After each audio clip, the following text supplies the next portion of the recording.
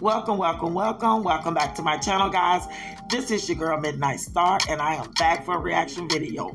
Y'all, this is something a little new. This is my girl Tasha K. So y'all sit back, relax, watch the entire video, and enjoy the commentary. Here we go. Hey y'all, come on in. For those of y'all who don't know, this is Tasha K. She's actually a reaction channel, but she reacts to all the stars and the pop culture and all that stuff that's going on. She's actually a controversial reaction channel, but I like her. She calls her people the winos. I'm subscribed to her. I'm a wino. Y'all pay attention to this commentary. Let me put some lip gloss on. My lips is dry. Give me a second. Girl, go ahead and grease up them lips, because what you about to put down, you're going to need them lips more. Yeah, come on in here. Okay. And my hair already messed up. Y'all come on in here. Let me know when you in here. Hey, y'all. Okay. How's everybody doing? Okay. I need the moderators dropping the link to Adam's interview with me. Yes. I need the moderators dropping the link to Adam's interview with me. Shout out to Adam. Thank you, Adam. I appreciate No Jumper. And I wanted to come on here and say something because I have to say it. And I talk with, I was kind of wrestling back and forth. And then, once I had some time to really ponder on things, Yeah, she had an issue with Joe Budden, who is also a podcaster reactor, who been on Love and Hip Hop and all those little franchises like that. She did an actual interview with him, guys. And that interview did not turn out well. Apparently, allegedly, Joe Budden was not the person that he represented himself to be.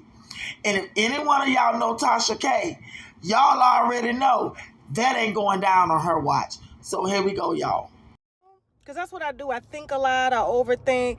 I said I gotta say this because if I don't say it, you guys expect for Black media to be as fair and have as much integrity as possible. Exactly. We're not looking for y'all to be sneaky. You guys expect that from us. You deserve that. With all this fake news and fake narratives going on, especially during heightened times like this where, we got AI in the mix and people can make it up or, it's hard to really hone in on that authenticity.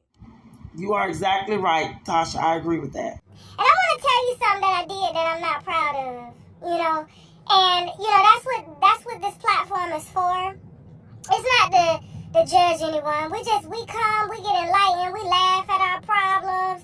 And we come with, we lead with ideas, whether it's inspiration, whether it's, just... Exactly. And everybody and anybody wants to be inspired by somebody positive. You are exactly right. Just feeling good and knowing that life is really not that serious, And so I did something that I shouldn't have done. But I'm glad I did it because it will never happen again. So, y'all, she's about to give us insight on the interview that was done with Joe Budden. He actually interviewed her. Her first and only interview was with Joe Budden. So when we were putting together my PR run, okay, for our October 20th wine, gossip, and comedy show in Miami, everybody has been reaching out to me to do an interview.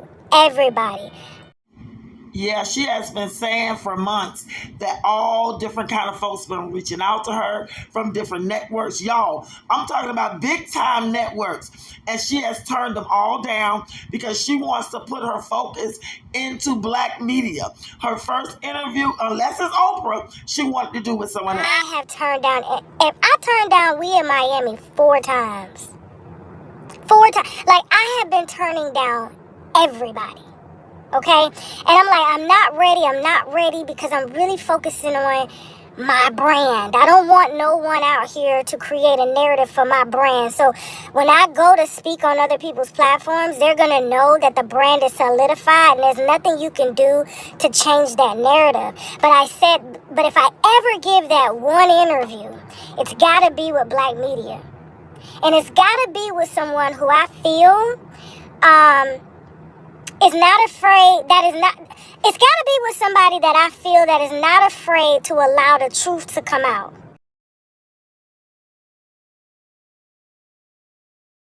But still remain objective, right? And take an objective stance. Not take sides, but be the platform, okay, that people want to watch, but still remain non-biased and objective, so people can draw what they want from it. And Ryder, she thought that platform was with Joe Budden. That's why she allowed him to do her first and only interview. And I really honestly thought, because I thought long and hard that was going to be Joe Budden. I said, I could have sat down with anybody to give that one, right? Because my interview with Adam is nothing compared to what I did for Joe Budden. I said, it's got to be black media. And it's got to be somebody that I feel has been objective. And I've watched his approach. And guys, I believe she accepted Joe Budden's interview request, not because he's just black media. It's because he can relate. Joe Budden has been through a lot. His life has been aired out on this love and hip hop stuff. I'm talking about alleged drug abuse. I'm talking about alleged DV. I'm talking about alleged anything that you could possibly name. It was tagged to Joe Budden. So I think that Joe Budden was a person she felt like she can relate to. To everything that I've had going on. And he's always been very objective, in my opinion. I felt like, he didn't mind speaking out or calling out the bullshit, and being professional about it. But at the same time, calling it for what it is, because he's shared some of his own shit, like when Rory and Mal left, I saw him go through that. And that's hard, when you both of your hosts leave you and you got to figure out what to do. And this narrative is being spared about you. Or when Tahiri and all these other women were trying to say that he was a woman beater. Right? And I never picked up those stories because I didn't believe them. I just did not believe they did. He did what they said he did at the time because, of where it came from. Tasha is speaking on Tahiri. Tahiri was a girl that Joe Budden was dating when he was on that Love and Hip Hop franchise. That's what she's talking about. And they dated for years, y'all. I'm talking about 10, 15 years. So she knew Joe Budden inside and out. So when she was on television telling people that she was in DV with Joe Budden, it was probably true. I'm like, there's a way that, women go about explaining domestic violence and all this, and I just didn't feel that it was coming from a great place. And I'm just telling you from what I've observed. And so I was like, with someone who's been falsely accused of things, and he's still been able to rise above all of the negativity, and he understands what it's like to be the underdog. Of course he understands what it likes to be an underdog. You got to remember, Tasha, Joe Budden is from the hood. He really came from nothing. He tried that rapping stuff. That didn't work for him. So when he got an opportunity to be on Love and Hip Hop, or whatever that franchise was, he jumped on it. Joe Budden is from the hood. So he pretty much understands where you're coming from. And how you see people that you feel is not even better than you, get bigger contracts than you, get treated better, Why are these streaming services lowballing me by highballing them, and I'm putting in the work day by day? I now understand why nobody fucks really with Joe.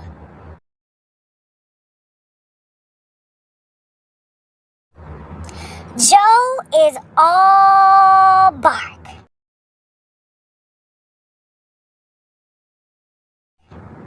but no bite. All bark, but no bite. Meaning he says what people want to hear to get their attention. But when it comes to putting the money on the table to pay the bill, you gonna have to be knocking on that door looking for that money. You know what she's saying, writers? Joe Budden knew that she wanted to do her first interview with somebody in black media outside of Oprah, because Oprah ain't knocking. So she agreed to do it with Joe Budden. She thought that he can relate to her, she can relate to him. But what he did was he sold himself, how great he is and how he did this and that and the third. She didn't realize that he wasn't that way until she got into the interview and started interviewing her. He promised to pay her a certain amount of money, but then he got behind closed doors after the interview and didn't want to pay, almost like he ducking and dodging her and don't want to pay her. You said you was gonna do this. And he has every right to do what he wants to do with his platform. This is not what this is about. This is about him getting it out the mud, having to rebrand himself after they labeled him a drug addict, a woman beater. All of these things. But I should have known that when he sat his ass on Drink Champs and he said out his own mouth that when Jay-Z calls, he gets scared. And I said that to him in the interview that I did. I said, you and I, even though we're the same, but the way you move and the way I move is different. Jay-Z can't call me and tell me to bark. He can't call me and tell me to bite. Jay-Z don't pay none of y'all bills, but for you to be a black man to sit up and just bow down to this other black man and he ain't did a motherfucking thing for you, he didn't even remember saying that.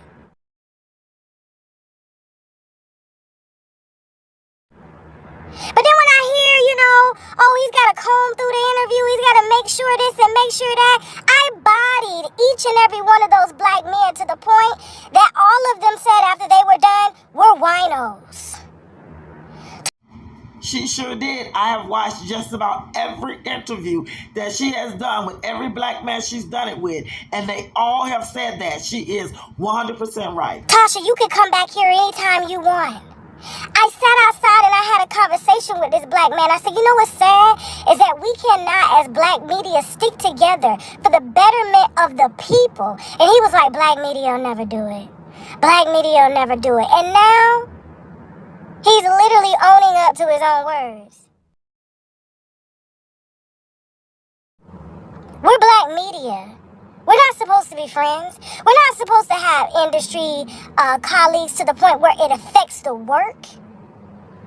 When it starts to affect your work and your judgment, when a BBL starts to fuck with your mind and your dick and you make bad decisions based off of outside aesthetics, and you ignore doing the right thing, but when the BBL turns around and tries to say you kicked babies out of her stomach and broke ribs, now you want the non-BBL bitch to speak up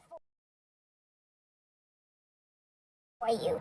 This is the type of nigga that Joe Budden is, and I honestly regret sitting down with him and giving him that one interview that would shake social media so bad that it shook his fake ass in that lace shirt with his belly sitting over his dick. Oh, Lord. That he did exactly what the BBL told him to do, because just like every other weak-ass black man, they choose ass over bills. Now I want y'all to clip this. Yes, I ain't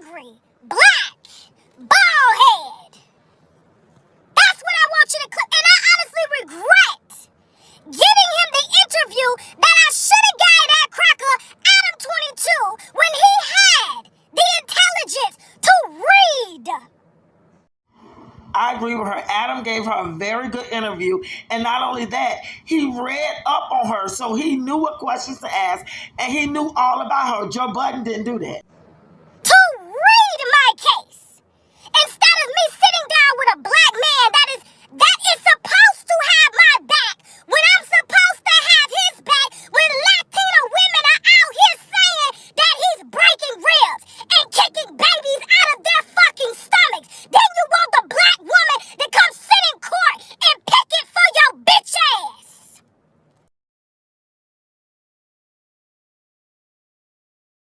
Don't play with me. Don't play with me. All right, y'all. Y'all heard her. Don't play with her, Joe. Don't play with her. Well, y'all, this ends this video. Please like, comment, and subscribe to my channel. If you haven't already, turn your post notifications on so you won't miss an upload from me. I thank each and every one of y'all for watching. And thank you all for the birthday wishes. I truly, truly appreciate it. Y'all, we're going to get back together in Chocolate City sometime this week or sometime this weekend. So until we see each other in Chocolate City, y'all, self-love is the best love. Take care of yourself. Be kind to yourself and be kind to your family. Later, guys.